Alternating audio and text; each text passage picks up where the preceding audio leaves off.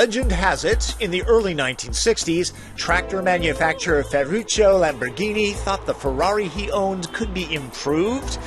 His suggestions to Enzo Ferrari didn't exactly result in hugs and a warm friendship. Thus, a rivalry was born, a beautiful one at that. The LP 580-2 is the newest version of the Huracan. This is Lamborghini's most affordable model. Unfortunately, and you knew this was coming a mile away, base price is $200,000. This particular one, $221,000. Look at it this way. Investment-grade modern art, way more expensive. The 580-2 is rear drive. Engineers didn't just chuck the drive axle in front and call it a day.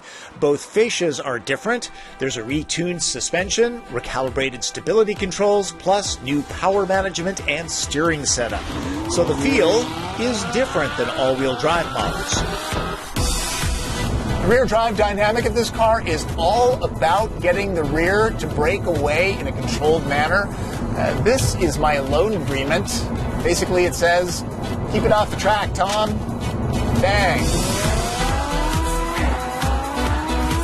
The 580's cornering capabilities are epic. Even when leaving the main highway, inducing oversteer on public roads requires higher speeds, sharper curves, and steeper insurance coverage than I have access to.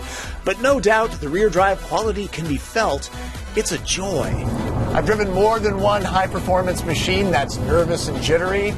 This is pretty easy to drive. Ride quality, though, pretty darn firm, as expected. Lamborghini, the businessman, didn't just compete out of spite with Enzo. Repurposed parts kept costs down. That philosophy remains. Huracan starts with an aluminum and carbon fiber architecture Audi R8 is based on.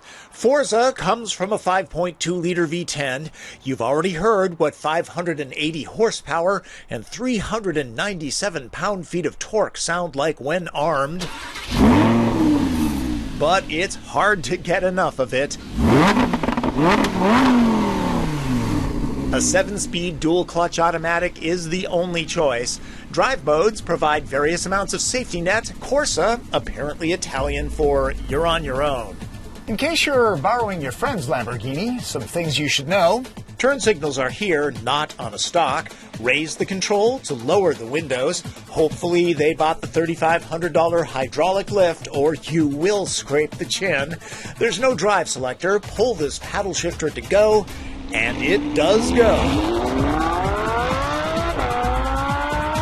Lamborghini claims Huracan howls to 60 miles an hour in 3.4 seconds.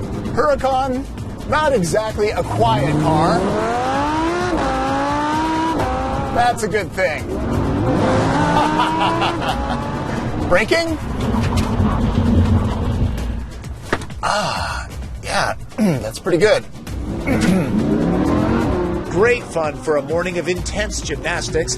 The ride quality is forgiving for a supercar, but I wouldn't want to travel vast distances.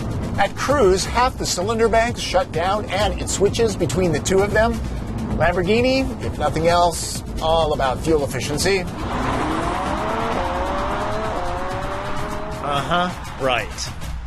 The impeccably crafted cabin gets the same angular geometry as the exterior, as if it were designed by bees that pilot F-18s. Wow. And I thought visibility in the Camaro was bad. At $3,900, the backup camera is needed. The gauge cluster is quite configurable. Lamborghini is owned by Volkswagen, so Audi owners will recognize this. All of the information is front and center, though some can get blocked when the wheel is turned. There's some storage here and there, but helping friends move with a Huracan is unwise. And now, for a little light comedy. Again, not a great cross-country companion. Huracan sure whips up a crowd. I'm scared to even get close to that car. Understood, the aluminum body panels are a menacing form of origami. The all-wheel drive Huracan 610-4 might provide better lap times on a track. There's more emotion in the corners with the 580-2. Given Lamborghini was born out of an argument, passion is what this car should be about.